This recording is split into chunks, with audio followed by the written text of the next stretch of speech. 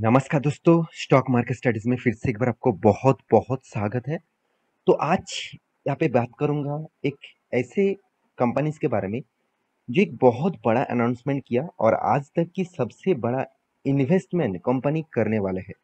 तो इस तरीके से इन्वेस्टमेंट के कारण कंपनी के क्या फ़ायदा होगा और उसके बेसिस से जितने सारे निवेशक हैं उसको क्या फ़ायदा मिलेगा, उसी के ऊपर बात करूँगा। तो वीडियो को पूरा देखना क्योंकि आज मैं बात करूँगा वेदांता के बारे में, जो एक माइनिंग कंपनी है। तो उन्होंने एक बहुत बड़ा अनाउंसमेंट किया, एक बहुत बड़ा इन्वेस्टमेंट के अनाउंसमेंट यहाँ पे कर चुके हैं। तो उसी के ऊपर बात करूँगा, तो वीडियो को लास्ट तक देखना और अभी तक अपने इस चैनल को सब्सक्राइब नहीं किया तो ज़रूर सब्सक्राइब कर लेना क्योंकि आपको daily basis stock market information, updates इसी चैनल के माध्यम से मिलता रहेंगे। तो चलो देख लेते हैं आज के स्टॉक के बारे में। तो सबसे पहले मैं कंपनी का नाम दिखा देता हूँ। कंपनी का नाम है वेदांता लिमिटेड। आप सभी जानते हैं वेदांता के बारे में। वेदांता एक माइनिंग इंडस्ट्रीज में इंडिया के सेकंड लार्जेस्ट कंपनी है, क्योंकि कंपनी सिर्फ माइनिंग इंडस्ट्रीज में एक चीज में माइनिंग नहीं करता। कंपनी गोल्ड का माइनिंग करता है, कंपनी एल्यूमिनियम का माइनिंग करता है, कंपनी आयरन ऑरी का मतलब माइनिंग करता है। तो जिस तरीके से कंपनी का माइनिंग का जो बिजनेस है वो एक बहुत बड़ा बिजनेस कंपनी कर चुके हैं और इंडिया का सेकंड लार्जेस्ट माइनिंग इंडस्ट्रीज है, क्योंकि नंबर वन आप सभी जानते हैं कोल इंडिया है मार्केट कैप के हिसाब से। उसके बाद माइनिंग इंडस्ट्रीज में सेकंड पोजीशन में है वेदांता। तो वेदांता का ऐसे कौन सा न्यूज आया जिसके कारण पिछले दिनों में एक तेजी देखने को मिला। तो ये पिछले दिनों का मैं आप यहाँ पे चार्ट पैटर्न आपके सामने स्क्रीनशॉट लेके रखा हूँ। आज के दिन आपने सभी जानते हैं, आप तो सभी जानते हैं आज के दिन मैं एक वीडियो भी आपको सुबह पब्लिश किया था कि मार्केट क्रैश होगा, क्योंकि पिछले दिनों में इन्फ्लुएंसी रेट बढ़ जाने के कारण यूएस मार्केट में करीबन 4% तक गिरावट देखने को मिला था और उसी का इम्पैक्ट आज इंडियन मार्केट में देखने को मिला। तो यहाँ पे न्यूज कौन सा है वो सबसे पहले आपको देखना चाहिए। तो न्यूज के बारे में बात करूँ तो मैं दिग्गज वेबसाइट आपको माइंड के ऊपर लेके आया हूँ। तो माइंड के वेबसाइट के ऊपर जाइए, इस न्यूज को पूरा के पूरा देख सकते हैं।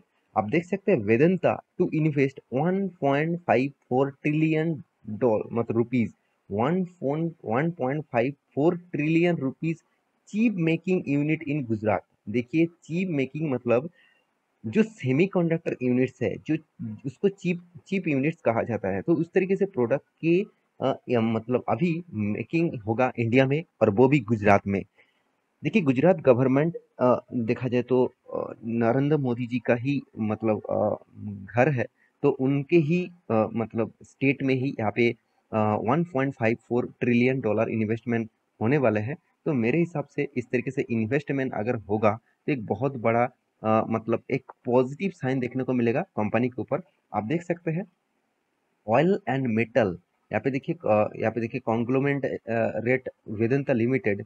तो along with twins Foxconn on Tuesday के दिन signed a pact with the Gujarat government for investment 1.54 trillion dollar. देखिए आप बहुत सारे लोग कहेंगे सर 1.54 ट्रिलियन डॉलर कितना होता है। सिंपल आपको गूगल में जाना है तो आपको मिलेगा करीबन करीबन 1,60,000 करोड़।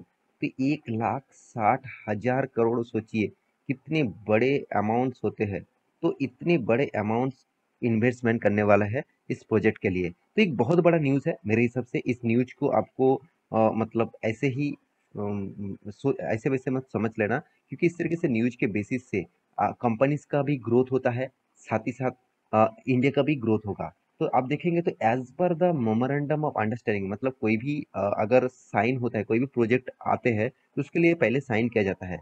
तो उसको MOU कहा जाता है, मेमोरेंडम ऑफ अंडरस्टैंडिंग। यहाँ पे साइन हो चुके हैं वेदांता। यहाँ पे देखिए display limited will set up display FAB unit invest of 94,000 crore of Vedanta semiconductor limited. तो सेमीकंडक्टर्स लिमिटेड के ऊपर इन्वेस्ट किया जाएगा। will set up an integrated semiconductor manufacturing OSAT, जहाँ पे 60 करोड़ यहाँ पे जो फैसिलिटीज है वो 60 करोड़ का टोटल फैसिलिटीज दिया जाएगा सेमीकंडक्टर के प्रोडक्ट बनाने के लिए। तो ये एक बहुत बड़ा प्रोजेक्ट है मेरे हिसाब से। इस प्रोजेक्ट के कारण आपको स्टॉक में पॉजिटिव देखने को मिला, साथ ही साथ फ्यूचर में और भी ग्रोथ और पोटेंशियल बढ़ चुके हैं।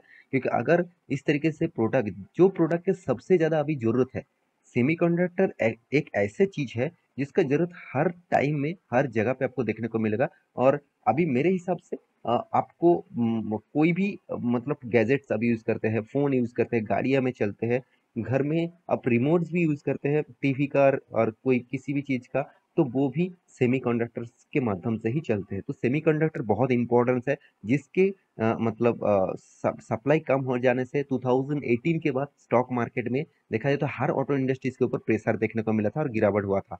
तो वो चीज़ अगर सॉल्व हो जाता है, तो आप इंडिया में बहुत ज़्यादा ग्रोथ और पोटेंशियल बढ़ जाएगा। तो मेरे हिसाब से इस तरीके से न्यूज़ को आपको डिनाई नहीं करना चाहिए। और रही बात कंपनीज के, तो कंपनी कोई छोटा मोटा कंपनी नहीं है, मैं पहले बता चुका हूँ।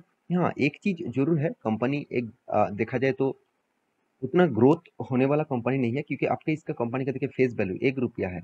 मतलब कंपनी स्प्लिट करके खुद का प्राइस को रेंज को अभी भी कम करके रखा है, क्योंकि लिक्विडिटी ज्यादा रहे इसीलिए। साथ ही साथ कंपनी 1 लाख करोड़ का मार्केट कैप है। इसका इंडस्ट्रीज पीयूरेसी के हिसाब से इसका पीयूरेसी बहुत कम है। मगर एक चीज मुझे बहुत शानदार लगा, वो है कंपनी का रिटर्न ऑफ इक्विटी और रिटर्न ऑफ कैपिटल एम्प्लॉयड, दोनों ही अच्छे लेवल में है। हाँ, कंपनी के 0.80% का डेप्थ ऑफ इक्विटी है, इसका मतलब है 53,500 करोड़ का डेप्थ है। और 23,700 करोड़ का टोटल इसका इनकम हुआ है लास्ट सालों में। और इस सालों में कंपनी का हाथ में कैश भी आया करीबन 24,600 करोड़ का। तो एक चीज मैं यहाँ पे और भी बता दूं, कंपनी का जो चीज मुझे सबसे अच्छा लगा वो है कंपनी का सेल्स ग्रोथ, कंपनी का प्रॉफिट ग्रोथ, दोनों ही अच्छे लेवल में है। और एक चीज आप देखेंगे तो इन्वेंटरी डे, मतलब कंपनी का प्रोडक्शन, एक्चुअली देखा जाए तो कंपनी एक माइनिंग कंपनी है। तो उसके बेसिस से देखा जाए तो कंपनी माइनिंग कंपनी होने के बाद भी कंपनी का जो प्रोडक्शन करने में टाइम लगता है, मतलब माइनिंग करने में टाइम लगता है, और उसको बेचने के बाद करीबन 13 से 14 दिनों के अंदर अंदर कंपनी के हाथ में पैसा भी आ रहा है। ये एक अच्छी बात है। साथ ही साथ आप और एक चीज आप यहाँ पे नोटिस करेंगे, तो आपको जो चीज मिलेगा, इसका कंपटीटर के हिसाब से आप देखेंगे, तो इसका जो फिगर है मुझे थोड़ा सा पॉजिटिवली देखने को मिला। ऑब्वियसली पॉजिटिवली देखने को मिला, क्योंकि इसका मार्केट कैप टू सेल्स ठीक ठाक लेवल में है। इसका पीबी पीयू रेशियो बहुत लो लेवल में है, अच्छी बात है। हाँ, आप कहेंगे सर कोल इंडिया से इसका जो कर्जा है ज़्यादा है।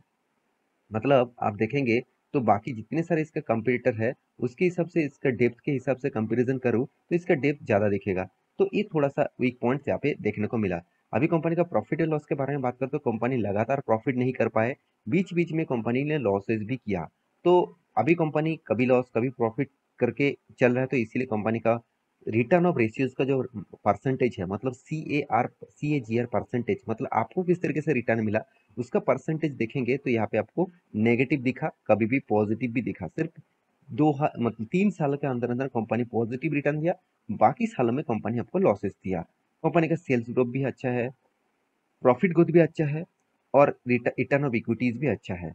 तो सारे के सारे पॉइंट्स यहाँ पे पॉजिटिव आपको दिखेगा। और कंपनी का देखिए रिजर्व के बारे में बात करूँ तो लगातार ग्रोथ होता जा रहा है। कंपनी का जो कर्जा है वो बीच में थोड़ा सा ज़्यादा हो गया था, करीबन 70,000 80,000 करोड़ का हो चुके थे। आज वो करीबन 50,000 करोड़ में पहुंच चुके हैं। इन्वेस्टर के बारे में बात करूँ तो इन्वेस्टर भी इस कंपनी के ऊपर निवेश करके रखे हैं। जैसे एफ के पास 8%, डीएस के पास 11%, पब्लिक के पास 9% और प्रोमोटर के पास करीबन 70% के आसपास होल्डिंग है। जो पहले प्रोमोटर के पास 50% था, आज वो 70% पहुंच चुका है। देखिए, जब कोई कंपनी के ऊपर प्रोमोटर खुद इन्वेस्ट कर रहे हैं, मतलब प्रोमोटर खुद उसके ऊपर इंटरेस्ट दिखा रहा है, इसका मतलब समझ लीजिएगा कंपनी में अभी भी दम है। और कंपनी का प्रोमोटर चाहते हैं उसका हिस्सेदारी उसी के पास रहे, ज्यादा से ज्यादा परसेंटेज उसी को रिटर्न के हिसाब से मिलेगा। तो फिर भी इस बात को मैं पॉजिटिवली नहीं लूंगा, क्योंकि आप बहुत सारे लोग अभी कमेंट कर देंगे सर वोडाफोन आइडिया में तो भी प्रोमोटर के पास 70% के ऊपर अभी भी होल्डिंग है, क्या वोडाफोन आइडिया फिर से खड़ा हो पाएंगे? देखिए, कुछ चीज ऐसे भी होते हैं जो प्रोमोटर के पास शेयर ज्यादा होने के बाद भी, देखिए आज प्रोमोटर के पास वोडाफोन आइडिया के 70% है, कल जाके कंपनी का कर्जा नहीं मिटा पाए तो उसको भी वो शेयर भी बेचना पड़ेगा, वो इक्विटीज भी बेचना पड़ेगा। आप सभी जानते हैं, तो उसका इक्विटीज किसको देना पड़ेगा? गवर्नमेंट को। तो इस तरीके से पूछे गवर्नमेंट को शेयर दे देंगे, उसका प्रोमोटर के पास परसेंटेज का परसेंटेज रहेगा? बिल्कुल भी नहीं। तो आपको इस बात को भी सोचना चाहिए। अब इसके चार्ट पैटर्न के बारे में बात करो तो देखिए, कंपनी ने लॉकडाउन सिचुएशन के बाद लगातार ग्रोथ किया। जो कंपनी का प्राइस करीबन 50 रुपीज के आसपास था, वो कंपनी ने 450 तक गया। तो एक अच्छा खासा रिटर्न यहाँ पे दिया है 3 साल के अंदर अंदर। उसके बाद यहाँ पे बिग क्रैश देखने को मिला, क्योंकि इसके सिनेरियो होने के पीछे लॉजिक जो है आप जानते हैं। यहाँ रसिया और यूक्रेन के बीच युद्ध, और साथ ही साथ आप अमेरिकन बाजार में इन्फ्लेशन रेट हाइक होने के कारण इस तरीके से गिरावट देखने को मिला। मेरे हिसाब से और भी गिरावट होने का चांसेस है, जिस तरीके से अमेरिकन बाजार में लगातार नेगेटिव न्यूज आ रहा है, उसके बेसिस से ऑल ओवर ग्लोबल मार्केट में इम्पैक्ट तो पड़े हुए हैं, साथ ही साथ इंडियन मार्केट में भी थोड़ा सा इम्पैक्ट देखने को मिलेगा।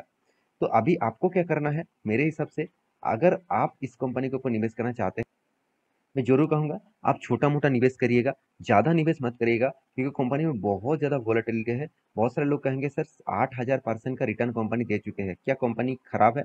देखिए, मैं ये नहीं कहूँगा कि कंपनी खराब है, थोड़ा-सा रिस्की है, तो रिस्की कंपनी के ऊपर निवेश करने से पहले 2 बार सोचना भी चाहिए। अगर वो सोच भी लिया, तो छोटा-मोटा निवेश करके ही आगे बढ़िए। तो आशा करता हूँ सारी जानकारी को मिल चुका है। मेरे वीडियो कैसे लगा ज़रूर कमेंट करना। इसी तरीके से वीडियो पाने के लिए चैनल को सब्सक्राइब भी करना। मिलते हैं नेक्स्ट टॉक लेके, तब तक के लिए अच्छे से रहिए, अपना ख्याल रखिए। Bye bye.